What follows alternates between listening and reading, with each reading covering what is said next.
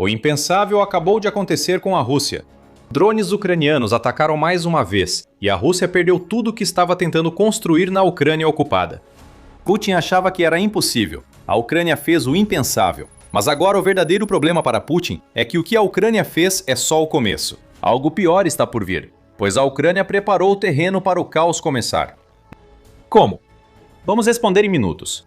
Primeiro, o que a Ucrânia conseguiu fazer no interior dos territórios ocupados? As forças de drones da Ucrânia vêm expandindo constantemente o tamanho das zonas de morte que criaram para forçar Putin a gastar a carne de canhão que ele está enviando para lutar em suas guerras. As zonas de morte originais já eram péssimas, estendendo-se por quilômetros atrás das linhas de frente, cheias de drones e defesas antitanque. Essas zonas causaram a morte de milhares de russos presos nelas. Agora, com nova geração de drones, a Ucrânia ataca mais longe e com mais força. A retaguarda russa está sendo duramente atingida como nunca antes, e vimos o quão grave é esse ataque entre os dias 23 e 25 de abril. Drones ucranianos atacaram intensamente Lugansk e Donetsk, no Donbass. Ao sul, áreas ocupadas de Zaporísia foram atacadas enquanto a Ucrânia atingiu fortemente as ambições russas de tomar a cidade de Zaporísia. Nestes 3 dias, vimos uma operação contínua focada na energia, logística e comando da Rússia. A Ucrânia age de forma coordenada e inteligente, com unidades de drones cooperando como nunca. E seja nos territórios ocupados, nos países bálticos ou até mesmo tão profundamente na Rússia quanto os Urais, os drones da Ucrânia estão fazendo o impensável. Os ataques de abril surpreenderam a Rússia, e a cada ataque ucraniano, a situação crítica para os russos se agravou. Tudo começou em Luhansk, quando o primeiro centro SBS ucraniano de sistemas não tripulados atacou um depósito de munição que abastecia soldados russos na linha de frente. Se os capangas de Putin pensavam que avançariam além de Luhansk em breve, estão enganados. Ataques ainda ocorrerão, pois Putin exigirá, mas os fuzis estarão sem munição e as tropas serão dizimadas pelos drones ucranianos. A unidade Nemesis da Ucrânia deu sequência a esse golpe contra a logística russa em Luhansk e em 24 de abril atingiu um local de pouso de drones e um depósito em Zaporísia. Mais logística destruída, além de afetar a própria estratégia russa de drones de médio e longo alcance. Para não ficar atrás, o primeiro centro do SBS atacou Luhansk de novo, em 24 de abril, destruindo outro depósito de munições. E enquanto tudo isso acontecia, o primeiro centro do SBS estava coordenando com o 9º Batalhão Kairos da Ucrânia para atacar vários alvos em Donetsk e Zaporísia, entre os dias 23 e 25 de abril. Centros de comunicação foram destruídos nos 2 oblasts. A Ucrânia destruiu uma torre de comunicação, dificultando que comandantes russos dessem a seus soldados na linha de frente ordens para avançar contra os drones ucranianos e torcer pelo melhor. A Brigada K2 das Forças de Sistemas Não Tripulados da Ucrânia também participou em 24 de abril, destruindo um centro logístico russo em Luhansk. E Nemesis não tinha terminado. Nemesis deu sequência ao ataque às instalações de pouso e armazenamento de drones em Zaporísia, com um novo ataque contra outra torre de comunicação. Desta vez, os drones da Ucrânia atingiram com tanta força que derrubaram toda a torre. Os ataques seguiram em 25 de abril. O 9º Batalhão eliminou um ponto temporário de implantação russo em Zaporísia. Bem, as comunicações da Rússia tinham caído. Nada melhor do que eliminar os soldados confusos que estavam se perguntando o que fazer em seguida nesse processo. O 9º Batalhão atacou novamente em Donetsk. 3 trens russos foram atingidos no dia, destruindo partes essenciais das linhas logísticas que sustentam as forças de Putin nos oblasts parcialmente ocupados. Foram muitos ataques em 3 dias. E quem ficou muito satisfeito foi o líder das forças de sistemas não tripulados da Ucrânia, Robert Brovdi. Em um discurso animado no Telegram contra soldados russos, onde postou um vídeo dos ataques de médio alcance da Ucrânia, Brovdi falou bastante. Eles destruíram a civilização nos territórios ocupados temporariamente com sua visão limitada, como Velcon na Idade da Pedra. Logística ferroviária com trenós puxados por cães, gôndolas, comunicações pela internet, pombos, armazéns e depósitos de óleo. Agora, além dos Urais, quartéis generais em buracos e trincheiras. Luz, se precisar. Brovdi declarou que a estadia dos vermes nos territórios ocupados temporariamente está mudando. Não temos certeza se entendemos tudo de Brovdi, mas sua mensagem para as forças da Rússia é clara. Drones ucranianos estão enviando os russos nos territórios ocupados de volta à Idade da Pedra. É difícil discordar de Brovdi. Este é o resultado do trabalho consistente da Ucrânia para ampliar suas zonas de morte, cobrindo não só áreas à frente das linhas, mas também vários quilômetros atrás. Mencionamos uma nova geração de drones em ação. Drones de médio alcance como o FP2 permitiram que a Ucrânia atacasse alvos similares aos da ofensiva de 3 dias em abril, com total liberdade. As zonas de morte, antes perigosas para as forças russas, agora triplicaram em algumas áreas da linha de frente, atingindo até 150 km de profundidade com a chegada desses novos drones. Para a Rússia, o momento é péssimo. Ela já enfrentava a perda de conexões ilícitas de Starlink e a repressão de Putin ao uso do Telegram, dificultando muito as comunicações. A Ucrânia agora possui drones de médio alcance e os usa para atacar logística, munição, tropas e infraestrutura de comunicações remanescente da Rússia. Tudo isso faz parte do plano da Ucrânia. Ela já estava lançando drones no interior da Rússia. Falando à BBC, Brovd disse: áreas a 1.500 a 2.000 km, ou 930 a 1.240 milhas, dentro do território russo, já não são mais uma retaguarda tranquila. O pássaro ucraniano, amante da liberdade, voa quando e onde quer. Mas é a retaguarda próxima nos territórios ocupados que realmente preocupa Putin. Se a Rússia já não é segura, posições próximas estão ainda mais ameaçadas, algo inimaginável no início da guerra. A campanha de médio alcance da Ucrânia se intensificou nos últimos meses. A Aviation Week relata que o período entre dezembro de 2025 e março de 2026 viu a Ucrânia lançar 1.588 drones de médio alcance que juntos atacaram 408 alvos. Só em março, a Ucrânia atingiu 222 alvos, o que representa mais da metade do total dos 4 meses, ao lançar enxames de seus drones FP1, FP2 tomografia, 6 FD-29 e E-300 contra os ocupantes russos. Esses drones atacam os tipos de alvos já discutidos e também as defesas aéreas instaladas pela Rússia nos territórios ocupados. Acabamos de dar uma grande pista sobre o verdadeiro caos que está apenas começando para a Rússia. Os problemas de defesa aérea de Putin são um ponto em que a situação realmente começará a mudar para suas forças. Drones de médio alcance têm sido muito eficazes para a Ucrânia e tendem a aumentar em número e eficiência. Os ataques atuais nos territórios ocupados usam drones produzidos na Ucrânia. Como vimos nesse conflito, a Ucrânia criou algo grandioso e agora depende dos parceiros europeus para transformar isso em um divisor de águas. A Noruega já aderiu. Em 27 de abril, a United 24 Media informou que Ucrânia e Noruega assinaram um novo acordo de defesa para cooperar na produção de milhares de drones de médio alcance. A Noruega financia o projeto, permitindo à Ucrânia instalar produção em solo norueguês. Isso é inteligente. Se Putin agir contra essas instalações, terá que atacar um membro da OTAN com mísseis. O acordo se soma aos 7 bilhões de dólares que a Noruega já destinou à Ucrânia em 2026 e fará com que o país gaste 1,5 bilhão na compra de armas ucranianas para uso pelas forças de defesa ucranianas. Isso é uma afronta a Putin, depois que a Ucrânia passou de 23 a 25 de abril, desferindo golpe após golpe. Novos drones de médio alcance estão chegando e o líder russo não pode impedir. De volta à Ucrânia, as forças de sistemas não tripulados do país estão se expandindo. No início de 2026, eles criaram o Centro de Ataque em Profundidade, usado para coordenar ataques como os da ofensiva de 3 dias da Ucrânia em abril. Esse centro acelerou muitos ataques de médio e longo alcance da Ucrânia. Brovd quer ampliar as forças de sistemas não tripulados para que seu pessoal seja 5% de todo o efetivo militar da Ucrânia. Esses soldados operarão inúmeros drones, formando um exército de robôs muito mais poderoso do que os 5% das forças armadas da Ucrânia sugerem. Tudo isso manda um grande recado para Putin. A distância já não protege os ativos militares da Rússia. Drones ucranianos agora alcançam mais de 1.600 quilômetros dentro da Rússia, ameaçando os suprimentos de petróleo e gás de Putin. Com a expansão das zonas de morte da Ucrânia, fábricas que produzem equipamentos enviados pela Rússia e a retaguarda próxima deixaram de ser seguras.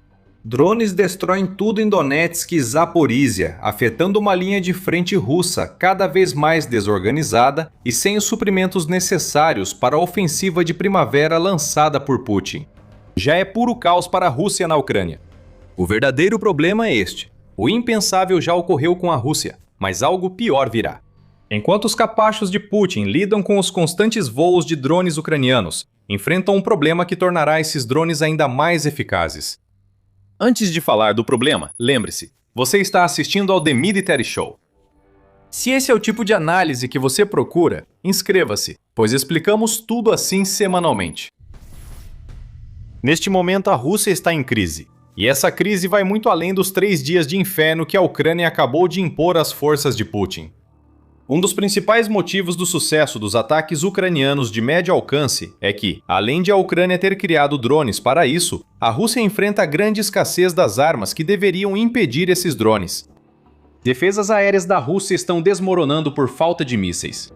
Segundo o relatório de 27 de abril da Business Insider, o comandante-chefe das Forças Armadas da Ucrânia, Oleksandr Siersky, afirmou que ataques ucranianos a instalações de produção russas estão prejudicando os estoques de mísseis antiaéreos de Putin. Eu observei isso. Ataques sistemáticos às instalações de produção russas degradam ainda mais as capacidades de defesa aérea do inimigo, que já está enfrentando uma escassez de mísseis para combater os sistemas não tripulados e os meios de ataque ucranianos. Siersky afirmou em comunicado após reunir-se com a chefe do Estado-Maior da Defesa do Canadá, General Jenny Karajan. Já havia sinais disso antes dos últimos ataques da Ucrânia nos territórios ocupados.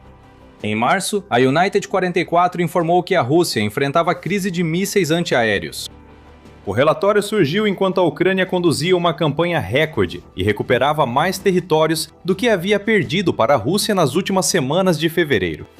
Esses avanços ocorreram porque a Ucrânia atacou a retaguarda russa que apoiava unidades dispersas de infiltrados russos, montando defesas em zonas cinzentas além da linha de frente. As principais carências da Rússia na Ucrânia eram nas antigas plataformas de defesa aérea, como o Pantsir, mas há problemas em toda parte, como revela o blogueiro militar russo Rybar em uma postagem esclarecedora. Simplesmente fabricar dezenas de milhares de mísseis Pantsir do nada é fisicamente impossível, diz Rybar, acrescentando que a intensificação das campanhas de drones de médio e longo alcance da Ucrânia está colocando uma pressão maior do que nunca sobre as defesas aéreas da Rússia. Quando a campanha de longo alcance atinge também as fábricas de mísseis antiaéreos e seus componentes, o problema piora. É simples. A Rússia usa seus mísseis enquanto a Ucrânia destrói os meios de produção. Quando os mísseis acabam, drones ucranianos passam a atingir os alvos. Os ataques às fábricas continuam.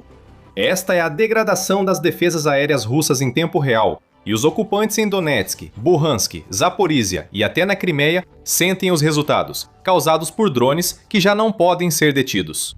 Não só os mísseis estão acabando para a Rússia, mas também muitos sistemas de lançamento estão sendo destruídos.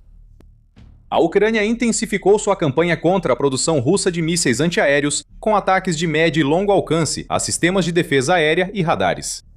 Em um relatório de 31 de março, o Kiev Independent revelou que 492 dos 1.530 ataques ucranianos verificados realizados entre junho de 2025 e março de 2026 tiveram como alvo sistemas de defesa aérea russos. A Ucrânia também atacou capacidades russas de anti-acesso e negação de área, essenciais para apoiar defesas aéreas. Pense em sistemas de guerra eletrônica, unidades de mísseis e sistemas de comando, e você vai entender a ideia. Putin e seus aliados perceberam tarde demais que a Ucrânia já tinha planejado tudo. Em um ano, a Ucrânia enfraqueceu tanto as defesas aéreas russas que ataques como os de 23 a 25 de abril se tornaram possíveis. Enquanto isso, a Ucrânia desenvolvia novos drones de médio alcance. Nada disso é coincidência. A Ucrânia está provando que, enquanto continua atacando a rede de defesa aérea da Rússia, provavelmente vai preparar mais ataques no futuro. No dia 27 de abril, a Defense Express revelou que, na semana anterior, a Ucrânia havia destruído as defesas aéreas russas S-350 Torm-2 OSA e Torm-2 KM em uma série de ataques. Isso custou à Rússia 205 milhões de dólares e deve custar ainda mais, já que drones ucranianos de médio alcance podem explorar as brechas deixadas pela perda desses sistemas nos territórios ocupados. Precisão, poder e planejamento estão se combinando para enfraquecer a retaguarda da Rússia. Podemos incluir o volume nessa lista. Já citamos o aumento dos ataques da Ucrânia, e o número de drones lançados é impressionante. Pela primeira vez desde que Putin lançou sua guerra, a Ucrânia lança mais drones de longo e médio alcance que a Rússia.